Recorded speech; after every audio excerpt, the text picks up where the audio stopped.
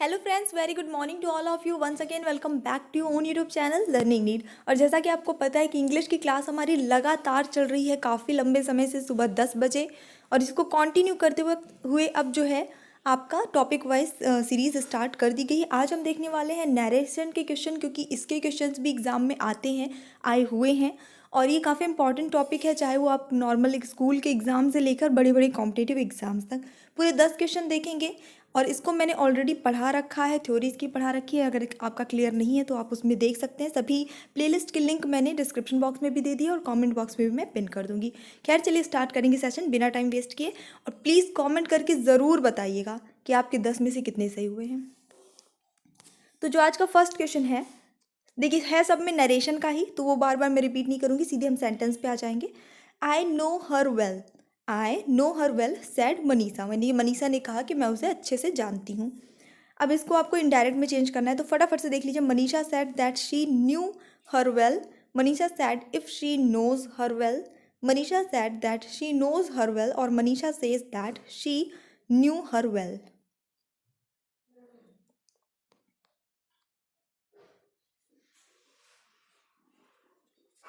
तो चलिए देख लेंगे। अब यहाँ पे आपका जो करेक्ट आंसर हो जाता है इस क्वेश्चन के लिए, वो हो जाता है option number A, Manisha said that she knew her well. अब इसको आप थोड़ा सा समझ लीजिए कि किस तरह से ये होगा। देखिए पहली बात तो मनीषा सैड, ये पहले चाहे लिखा हो मनीषा सैड, चाहे सैड मनीषा बाद में लिखा हो, बात वही होती है। तो मनीषा ने कहा, यहाँ पे जो वक्ता है वो कौन है? मनीषा है। तो मनीषा हमने लिख दिया, सैड है तो सैड रहेगा क्योंकि पास्ट में ही है ये। उसके बाद कनेक्टर हम यूज़ करते हैं दैट, जिसका अर्थ होता है कि मनीषा ने कहा कि वह उसे अच्छे से जानती है। तो यहाँ पे हर है, मनीषा क्योंकि खुद एक लड़की है तो इसके हिसाब से प्रोनाउन यूज़ होगा शी। मनीषा ने कहा कि वह उसे जानती है, तो वह जानती है, लेकिन ये अब पास्ट टेंस की बात है, इस वजह से यहाँ पे न्यू यूज़ हुआ है। हर क्योंकि उसको जानने की बात हो रही, किसी लड़की को ही जानने की बात हो रही है। हर खुद एक प्रोनाउन है, इसलिए इसमें कोई चेंजेस नहीं हुए हैं, बीच में यूज़ हुआ है, एज इट इज़ यूज़ हो जाएगा। स्टार्टिंग के और लास्ट के प्रोनाउन में ही चेंजेस होते हैं हमेशा। और वेल अच्छे से जानती थी, तो यहाँ पे वेल आ गया है।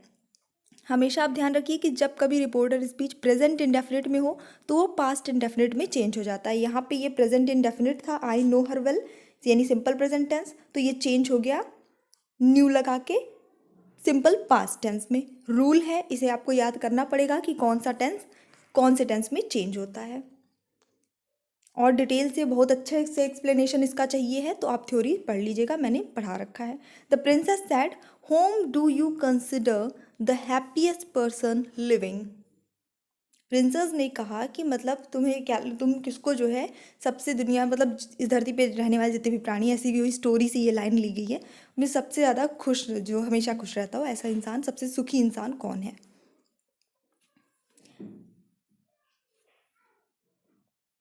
तो देख लीजिए यहाँ पे इसका जो करेक्ट आंसर होगा, क्योंकि पहली बात यहाँ पे प्रिंसेस ने बोला, ने कहा, ऐसा करके सेंस आ रहा है, लेकिन यहाँ पे जो ये आपकी स्पीच है इससे समझ में आ रहा है कि क्वेश्चन किया जा रहा है, पूछा जा रहा है। पूछना मतलब आस्क्ड। तो यहाँ पे पहली बात तो द प्रिंसेस सैड की जगह आस्क्ड हो जाएगा, जो कि इसमें भी है, इसमें भी है, इसमें भी है। इसमें नहीं है तो इसको हम पहले ही एलिमिनेट कर देते हैं। आंसर हमारा इन्हीं तीनों में से कुछ होना चाहिए, ठीक है। इसके बाद फिर ये आपका इंट्रोगेटिव सेंटेंस है, क्वेश्चन पूछा गया है हमेशा, तो आस्क लगा दिया तो इंट्रोगेशन का वो हो गया। अब प्रेजेंट सिंपल प्रेजेंट टेंस में है, प्रेजेंट इंडेफिनिट में है, home do you consider, do लगा है, टेंस पढ़ा रखा है, डू जो है पहचान है सिंपल प्रेजेंट टेंस की, ओके। और आपको पता है कि जब ऐसा हो सिंपल प्रेजेंट टेंस, तो अभी मैंने ऊपर बताया कि आपको सिंपल पास्ट टेंस में चेंज करना है। तो प्रिंसेस आस्क्ड मी, प्रिंसेस ने मुझसे पूछा, होम आई क्योंकि यू लगा है ना, तो ये समझ में आ रहा है, प्रिंसेस ने कहा कि तुम, तो यानी कि जो बोल रहा है वो अपने बारे में बता रहा है कि प्रिंसेस ने मुझसे कहा कि मैं किसे, है ना, ऐसा करके। तो मी हो गया, फिर होम का होम हो गया, यू की जगह आई हो गया, क्योंकि अब हम बता रहे हैं उसको, उनकी लैंग्वेज में नहीं अपनी लैंग्वेज में बता रहे हैं, इनडायरेक्ट नरेशन में बता रहे हैं। कंसिडर का कंसिडर्ड हो गया क्योंकि सिंपल पास्ट में चेंज कर दिए, तो वर्ब की सेकेंड फॉर्म हमने यहाँ पे यूज़ कर ली है। द हैप्पीएस्ट पर्सन लिविंग, सीधे सीधे आ गया द हैप्पीएस्ट पर्सन लिविंग, कोई चेंजेस यहाँ पे नहीं हुआ है। ओके नेक्स्ट देख लेते हैं। She said to me, have you finished your work. उसने मुझसे कहा कि क्या तुमने अपना काम खत्म कर लिया। अब यहाँ पे बस सब कुछ चेंज है, बस यहाँ पे प्रोनाउन क्या आएगा यही आपको लगाना है। शी, सॉरी, कनेक्टर क्या आएगा। She asked me blank I had finished my work, that if as none of these.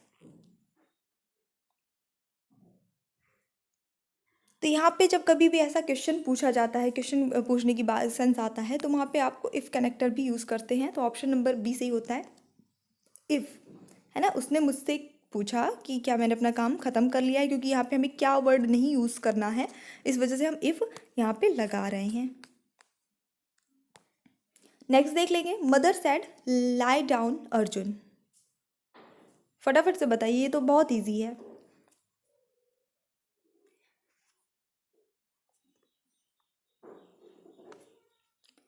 Alright, तो चलिए यहाँ पे देख लेते हैं इसका आंसर क्या हो जाता है। तो सबसे पहले तो हमें ये देखना है कि जो दिया गया है स्पीच, डायरेक्ट स्पीच में, नरेशन में, ये इम्परेटिव सेंटेंस है, एक आज्ञा दी जा रही है ना, हमेशा इम्परेटिव सेंटेंस है।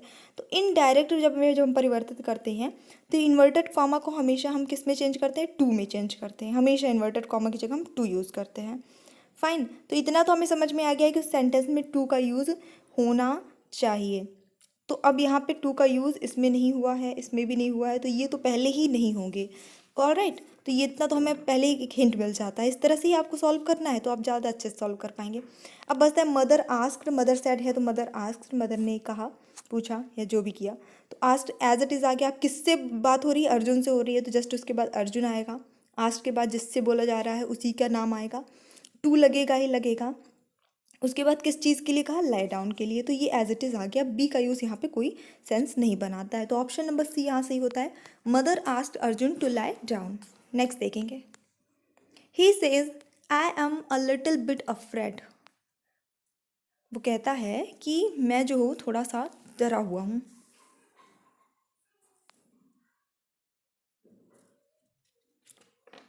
तो चलिए अभी देख लेते हैं इसको हम कैसे चेंज करेंगे। देखिए, अब आपका जो रिपोर्टिंग वर्ब है यहाँ पे, वो क्या है, सिंपल प्रेजेंट टेंस में है ना, सिंपल प्रेजेंट टेंस में है। तो इसीलिए रिपोर्टेड स्पीच के टेंस में कोई परिवर्तन नहीं होगा। जब कभी भी ऐसी सिचुएशन आती है, यहाँ पे जैसे सेड होता तो यहाँ पे चेंज होता, लेकिन यहाँ पे सेज है, ये ऑलरेडी प्रेजेंट टेंस में है, तो फिर यहाँ पे कोई चेंजेस नहीं करते हैं। रिपोर्टिंग स्पीच के टेंस में कोई परिवर्तन नहीं करते हैं, सीधे दैट लगाते हैं। और रिपोर्टेड स्पीच के फर्स्ट प्रोनाउन को सब, मतलब जो प्रोनाउन तो चेंज ही करना पड़ेगा, क्योंकि इनडायरेक्टली बोल रहे हैं। डायरेक्ट अगर हम बोलते हैं तुम, तो इनडायरेक्ट बोलते हैं वह, ऐसा ही होता है। तो यहाँ पे आपका जो करेक्ट आंसर होता है वो हो जाता है option number C, he says that he is a little bit afraid. उसने कहा कि वह थोड़ा डरा हुआ है। जाहिर सी बात है, उसने कहा, वो कहता है कि मैं थोड़ा डरा हुआ हूँ, है ना। अब हम इसको इनडायरेक्ट बता रहे हैं, तो हम क्या बताएंगे कि वो कहता है कि वो थोड़ा डरा हुआ है, तो वो आ जाएगा। तो ही हो गया आई की जगह, बाकी सब कुछ सेम रहेगा एज इट इज़। क्लियर। इसी तरह से छोटी छोटी चीज़ों को अगर आप ध्यान रखेंगे तो गलती नहीं होगी एग्जाम में। The Hindu says we are trying to give readers the latest news. The Hindu says that, अब यहाँ पे इसको इनडायरेक्ट में चेंज किया गया है, blank is trying blank best to give blank readers the latest news. इन तीनों में कोई एक ही प्रोनाउन आएगा, बताइए क्या आएगा। अच्छा प्रश्न।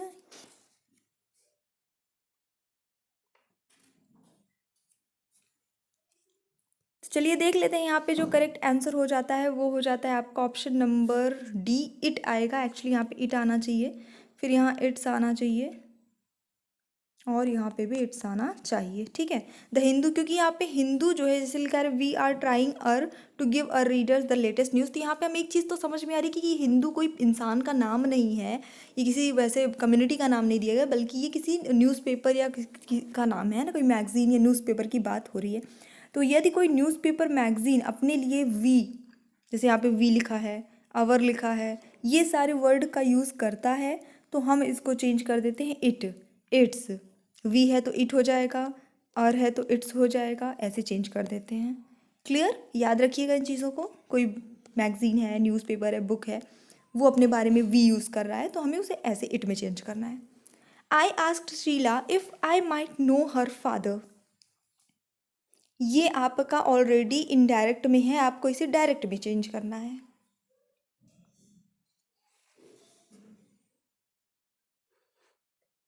तो देखिए, क्योंकि जब इफ़ लगा है, अभी मैंने उधर बताया था कि जब क्वेश्चन पूछते हैं तो इस टाइम सिचुएशन में इफ़ लगा देते हैं, तो यहाँ पे इफ़ लगा है तो हम ये तो समझ गए हैं कि ये इंट्रो की जो भी हमारा सेंटेंस बनेगा, ठीक है, रिपोर्टेड स्पीच जो होगी वो इंट्रोगेटिव में होनी चाहिए। तो अब हम जब इसे डायरेक्ट स्पीच में चेंज करेंगे इनडायरेक्ट से, तो चीज़ें वही होगी जो रूल फॉलो करते हैं उसी का उल्टा कर देना है। जैसे आई आस्क्ड शीला, मैंने यहाँ पे आस्क्ड लगा दिया, और जबकि डायरेक्ट में हम क्या करते थे, आई सेड टू शीला हमेशा लिखा होता था, आई सेड टू शीला, मैंने शीला से कहा। फाइन, ऐसे ही होता था तो हम उसे ऐसे में चेंज करते थे, अब ऐसे लिखा है तो उसमें ऐसे में चेंज कर दीजिए, मतलब जस्ट वाइस वर्सा उल्टा कर दीजिए। फिर आपको ये कॉमा लगा देना है और इन्वर्टेड कॉमास के अंदर लिख देना है अपना सेंटेंस। तो माइट है तो उसका मे में ही चेंज होगा, कैन और विल का कोई चांस यहाँ है ही नहीं। तो may I know your father, my if I might know her father, यही हो जाएगा। तो may I know your father एक सेंसफुल क्वेश्चन बनता है। May I know your father यहाँ पे इसलिए नहीं हुआ ये वाला क्योंकि यहाँ पे टोल्ड लगा है, बताने की बात हो रही, जबकि ये इंट्रोगेटिव यानी पूछने की बात होनी चाहिए। तो ऑप्शन नंबर ए यहाँ पे सही होगा। कंफ्यूज नहीं होइएगा, क्वेश्चंस में एक ही वर्ड का डिफरेंस रहता है ऑप्शंस में, बाकी सब सेम दिखता है। Shoot the prisoners set the टैरेंट, जो कैदी हैं उनको जो है क्या कर दो, गोली मार दो, टैरेंट ने कहा। यहाँ देख लीजिएगा, आदेश दिया जा रहा है, थोड़ा सा समझ के चलिए देख लेंगे इसका आंसर क्या होगा आपका। ऑप्शन नंबर, क्योंकि कमांड दी जा रही है, एक आदेश दिया जा रहा है, टैरेंट ने कमांड दिया कि जो कैदी हैं उनको गोली मार दो, तो यहाँ पे कमांड की बात हो रही है। ऑप्शन नंबर सी जो है यहाँ पे सही हो जाएगा। बेसिकली जो पुलिस सिपाही आर्मी ऑफिसर्स अपनी जो नीचे काम करने वाले अपनी जो है ग्रुप के लोगों को कोई भी कुछ काम करने के लिए बोलते हैं, वो कमांड कहलाती है। वो बोलते हैं और सब उसे एज इट इज़ फॉलो करते हैं, तो वो कमांड कहलाती है। ये आपकी कॉमन सेंस पे निर्भर है कि आपको पता होना चाहिए। तो the tyrant commanded, past tense की बात है क्योंकि सैड लिखा है तो पास्ट है।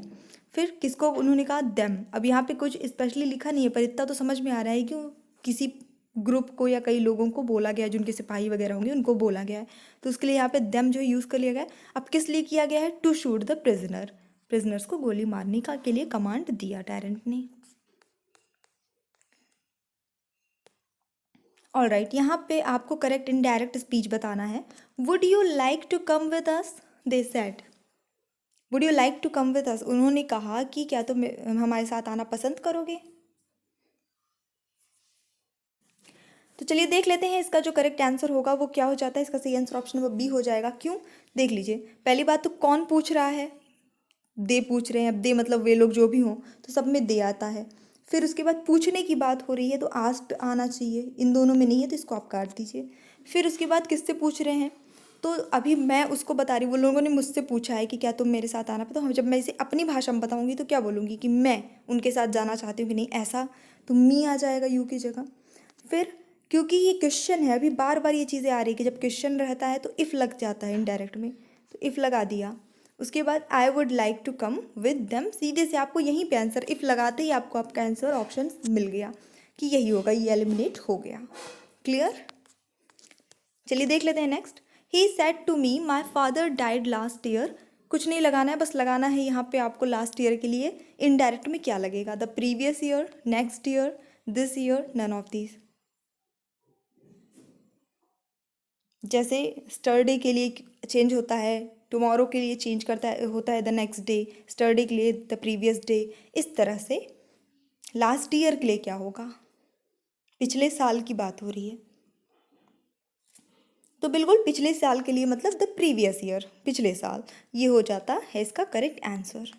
सो ये हमारी छोटी सी क्लास थी, मुझे पूरी उम्मीद है आपको पसंद आई होगी। आई है तो लाइक करिए, शेयर करिए, और चैनल पे न्यू है तो प्लीज़ सब्सक्राइब ज़रूर करके जाइएगा। So thanks for watching, keep studying and bye bye.